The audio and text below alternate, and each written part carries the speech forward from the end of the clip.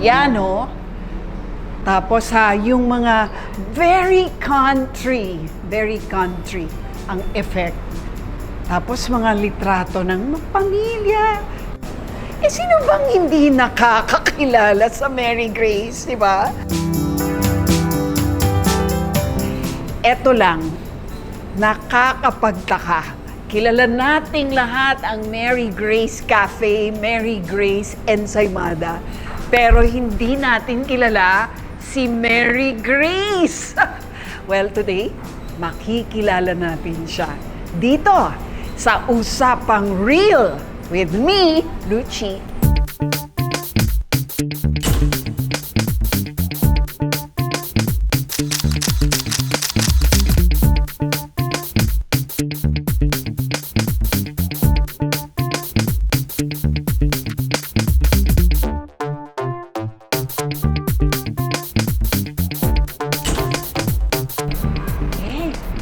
Cute!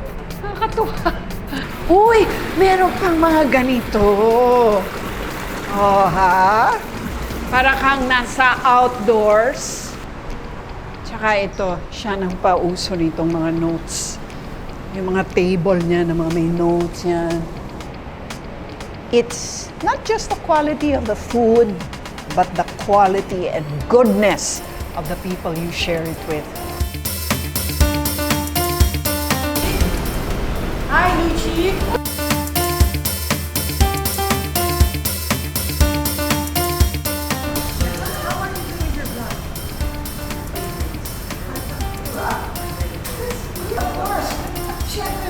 You know, my favorite Mary Grace is the one in Twin Lakes.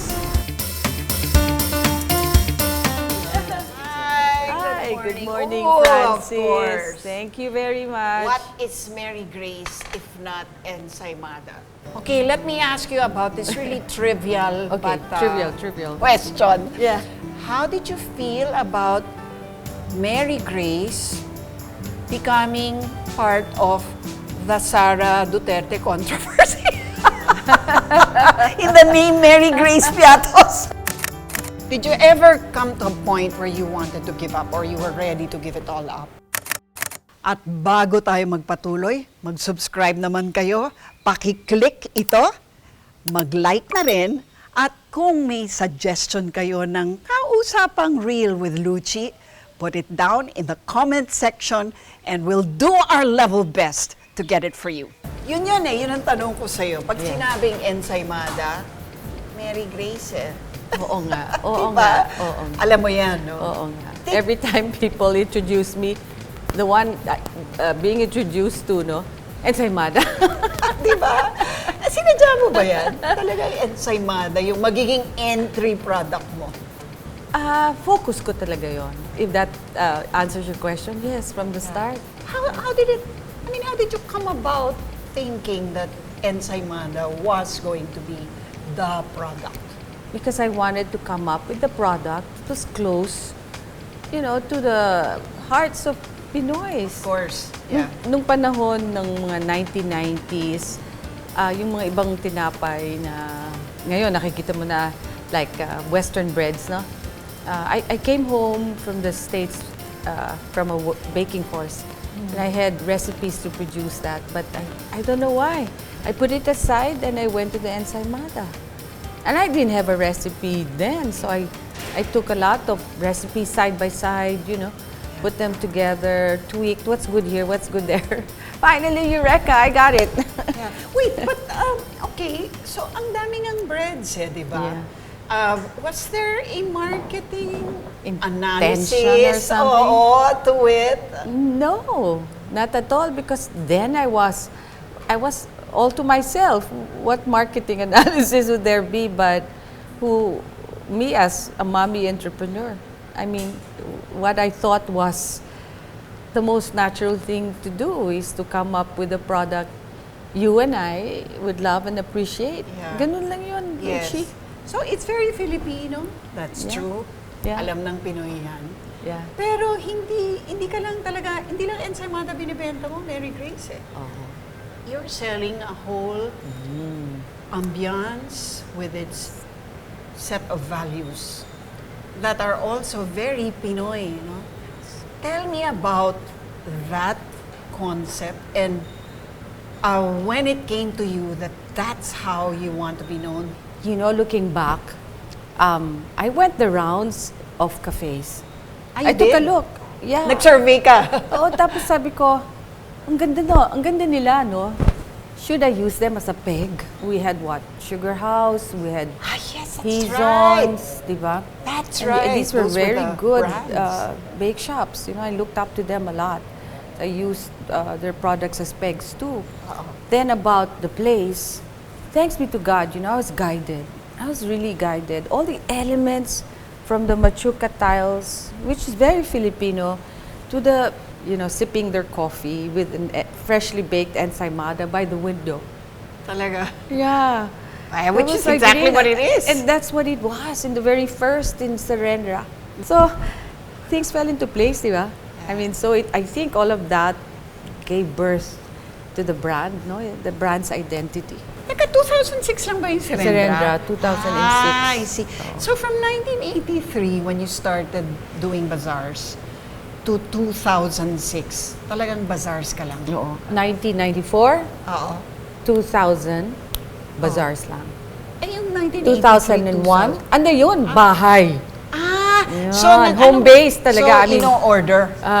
Oo, may They ganon. would call you. Tapos, Oo. alam mo, I would sell it in the village. Talaga? I would ring doorbells. Really? Lalagay ko yung mga pastries in a, you know, plastic containers. Pero Tapos, ano yun, extra money mo lang. Parang it's just, you know. By nature ata, I'm very entrepreneurial. So even then, you were looking at it as Yeah. the Yeah. beginnings of Yeah. some small business. Never, frankly, if you ask me, did I see it Yes, as this? exactly. That's a I good was going to ask question, you right? nga eh. Parang, did you ever envision Mary Grace to be this big? Yeah. And at this moment, sitting before you talking about it, I just did my work to the very best every day. And then everything else is added onto you. Yeah. But before Serendra, ato ha, nagbebenta sa mga bazaar. Diba? Ensaymada. Tanong lang kita, ang alam ko kasi, mahirap mag-bake ng perfect ensaymada. Mahirap.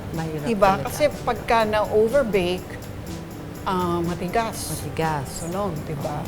Tsaka yung dough niya dapat tender eh. Yes. Super tender, diba? Yung almost melt in your mouth Yes. kind of dough. Yes.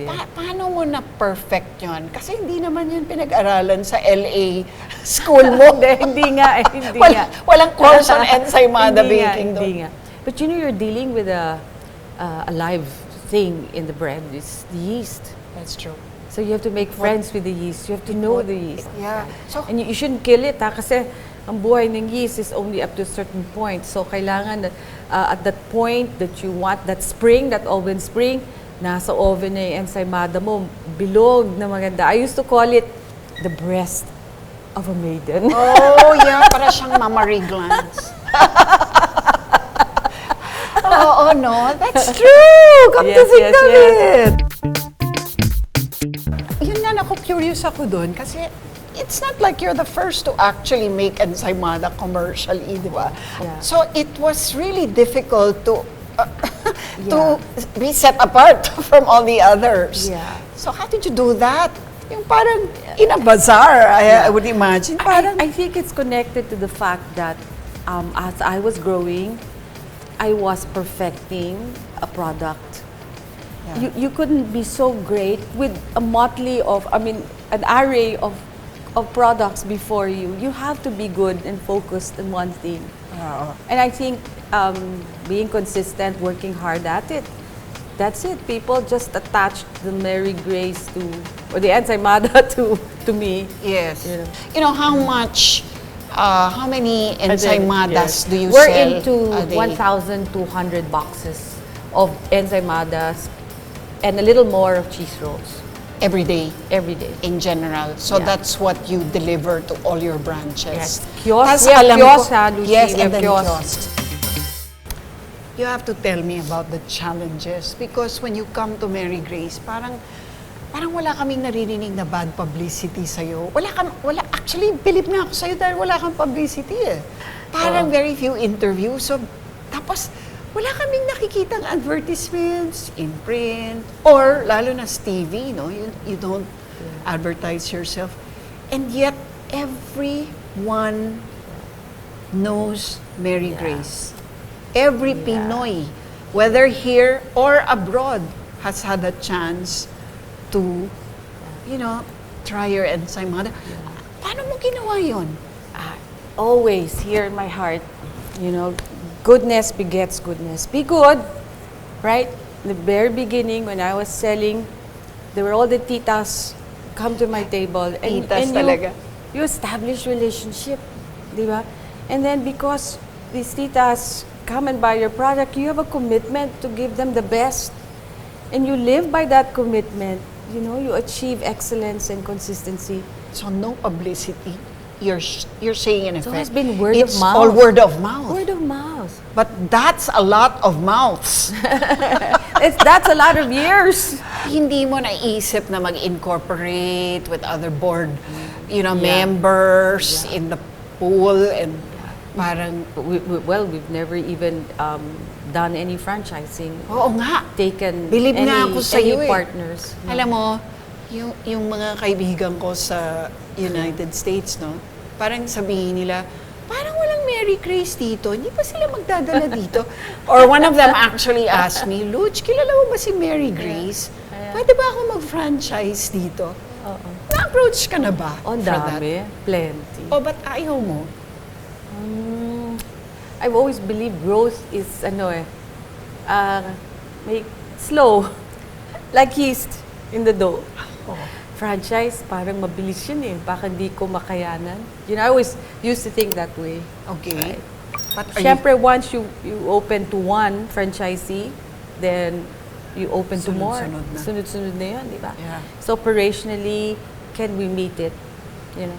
Production-wise, logistically, Pero- So, organic ito eh. Mary Grace is so organic. I was in a loyalty awards ceremony yesterday among our people, and we have people who have been with us as long as 45 years. Really? Wow. This is my right hand, former yaya. Wow. Things like this. Her husband, who's one of my first drivers, or, it's so organic. So let's just wait for the Lord where He wants to take us. Siya naman may alam sa lahat eh. Di ba? I'll know when it's time. When He fixes, arranges everything. Yeah. And then it's time. What were your biggest challenges? Consistency. Consistency. I came up with a tagline, soft to the bite, just bake freshness, always. Always. Always ha? is a key word, no? Yeah, so now that we're dine-in, hindi lang ngayon ang mga ensaymada, no? Baked goods, pati na rin yung mga lumalabas na mga salads, pastas. I'm so into the detail. I'm so into the detail. I'm so very, you call it OC? No, it's just you're striving for excellence. Right. Parang how do you make sure nga that everybody lives up to the standard? Yeah. Right. So, here comes the element of developing trust, in Mary Grace managers, helping them to go to their very best ability, potential. It's hard. Right? These are the people in the front lines there, like Francis. I have heard of other businesses, no, na may mga labor problems, may mga unions, tapos may mga disgusto over their salaries. How do you deal with those? Kasi hindi naman nawawala yun, di ba? Yeah. Alam mo, fortunately, my son, this is Adrian, he's a lawyer. He really has a big heart for the people. He put So, everything... tamang-tama may lawyer Tama talaga. ka rin, no? Isa pa yun, May di ba? HR, tsaka legal ka. Oo. Di ba? So, lahat, he put everything in place. Alam mo yun? All the benefits of the people, right? Their salaries, their increases, their leaves. Yeah. Of course, by government, meron kaming maternity, meron kaming paternity, but it's always a little longer than than what the government will ask. You Oh, know? really? Yeah. So may Yeah. extra It's na benefit extra, yeah. over and Yeah. above. And then yung service charge, some companies will keep a portion of that service charge. No, that's returned to all the people. Uy, Na- maganda yun. To even the driver or pahinante. My professor always used to say, do good and remember always to do good for others. So that's in the heart of also of our business. Tell me about your husband. I know Oh, that your my husband's husband. support was really instrumental. From the very start, you know, he liked the fact that I was an entrepreneurship very young as a mom at home. He liked that. He liked seeing it grow. He would suggest, oh, you know, I see these banners along McKinley, right? Why don't you try inquiring if you could join in one? Why Siya don't you pa. try bring your product, your ensaymadas? Negosyante rin ba siya? I think he's an entrepreneur at heart, but he's corporate. Ah, pero It's corporate siya. which is very good. Yeah, it's a good mix. It's a good mix, Actually. right? Oo. Yeah, and so he's always challenging me to quality. Oh. Quality. Nga rin yun. Yeah, so let's talk about your family kasi Mary Grace, kitang-kita mo talaga that the values are of home and of family and of Filipino tradition. And of course, God, which is also the greatest value you can ever have, no? Faith. Yeah. Tell me about your values. Where did you get them? And paano mo yun pinas-on sa mga anak mo na sila ngayon na nagpapatakbo, no? Yeah. Paano mo matitiyak na yung values na ginamit mo para simulan ng negosyong ito, mananatili kahit sa pangalawang henerasyon? Thank you for that question. It's always been rooted in Our Lady, in the Blessed Mother. I think when you speak Blessed Mother, you speak of God. So I think there's nothing to be afraid of when you talk about her. Are you leaving God out? No, no, no. I think she's of God. She is the best of God, you know. So all of it has been anchored in her. I would gather the children to pray the rosary because I would tell them the prayer. There's nothing like being bonded together, being bonded and binded together in prayer, especially the Holy Rosary. So they're also prayerful, yung mga anak mo. Yes. Ang aking challenge ko ngayon is yung mga, Mga apo. third generation. Nako, yan yung mga Yan. Gen Z, tsaka mga Gen Alpha siguro. No? Siyempre, how can you compete naman, no, with an iPad, di ba? Oo nga. And all that, no? So I do catechism with the kids. Wow, you do? Yeah, Wow. we come together every Saturday. It's very new in the Philippines. It's called the Catechesis of the Good Shepherd. So this is a Montessori way of journeying with the child in faith formation. See, so my apostles are in the first ever. Wow. I like to call it in the first ever starter dough. Ayan, you binanggit mo yung sardo eh. Di ba ganun ang sardo? Yes. So The real bread. Yeah. The bread of life. I think I hope we will start it with them and they will keep it up maybe till to other children as well when they're older. Kasi Luchi, ang Mary Grace, kung wala ang mahal na ina, mawawala ang Mary Grace. Siya ang inspiration Siya mo. talaga. Bilang isang ina. Yeah. Ina ng Mary Grace. Alam mo, uwi ako after all the challenges of the first cafe, the first kiosk. I'll cry. I'll really cry. My struggle to her. I'll hold my rosary, and I'll just and Yeah, the somehow things fall into place. You know? Struggle and sacrifice is always part of living your life in Our Lady. So she teaches you to take up your cross. You know. And I did take it up because she was there to take it up with me. Plenty crosses ha. Baka nakikita nyo itong Mary Grace. Naku, hindi. Ang daming luha dito. Kaya nga, tell me of your heaviest cross to bear. Unity. Keeping my family one in the mission. That's a heavy cross to carry. Siyempre, in family, meron din diyang alitan di ba? Siyempre. So meron din naman. Meron din yan. But then I always tell them, we will rise above anything, above adversity, if we just stay in the Lord. So, nandiyan na yung element of forgiveness, nandiyan na yung element, the virtue of patience, understanding, bearing with one another, di ba? Yes. You know, so, thanks be to God, you know, kakaraos rin. It's amazing that you also have successful kids, no? Parang they also pursued good careers, and now they're helping you in this business. They're part of the business. Yeah. You know, it's great that mom was at home, she was baking at home, you know, and then when they go through that door, you know, I'll hear them say, "Mom, I'm home," and they know mom's home too. So when they imbibed it the day after day baking, so that it was natural for them out of college and maybe a few years in work, you know, to have naturally come. Hindi ko hinila yung mga yun, ha? They came Talaga? on their own. Wow. Isn't that amazing? Yes. Parang wala kang parang, uy, ikaw na magpatakbo nito. Hindi, wala. Galing. Wala.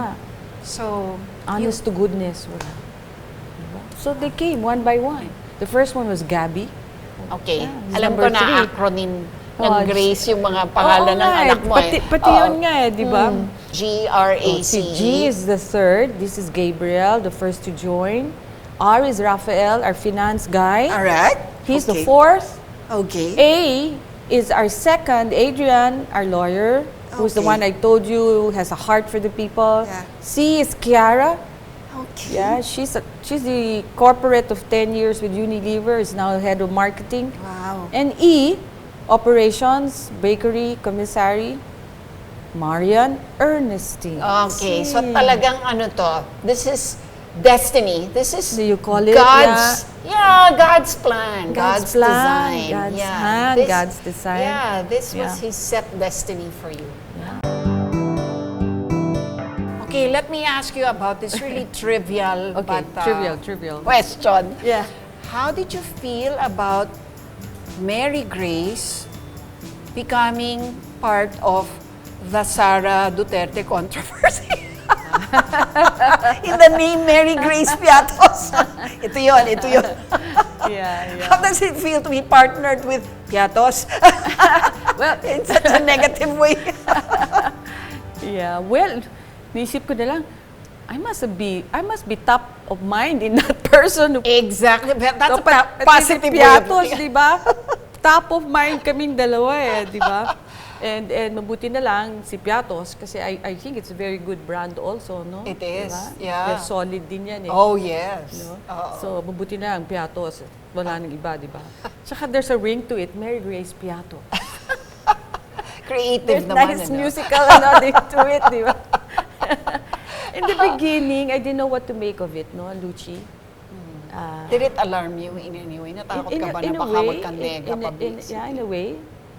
Meron na nga nagsasabi doon, no, sa social media, boycott natin. No? Oh, Buti really? na lang meron din nagsasabi, pero wala naman silang alam sa nangyayari, di ba? Those were the voices, no?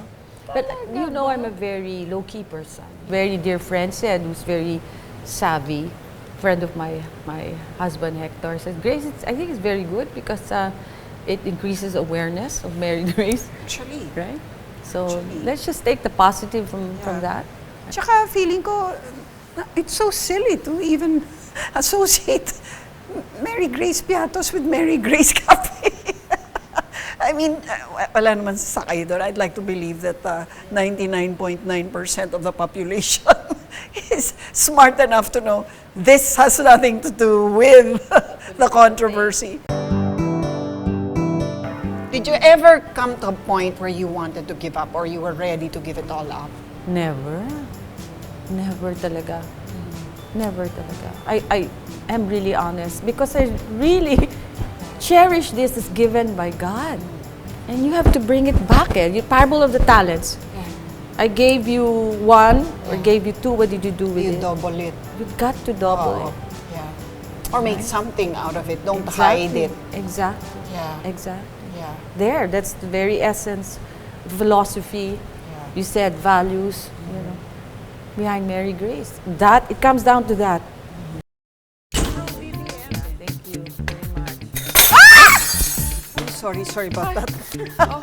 Sorry, napasigaw ako. My mama Mary.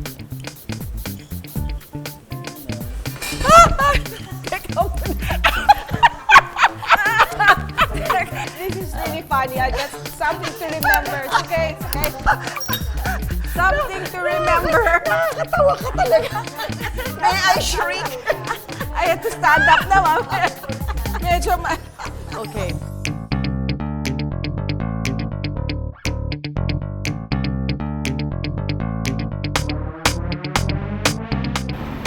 Alright. Thank you. Ah, nandito na ako. I have made my mark in Mary Grace.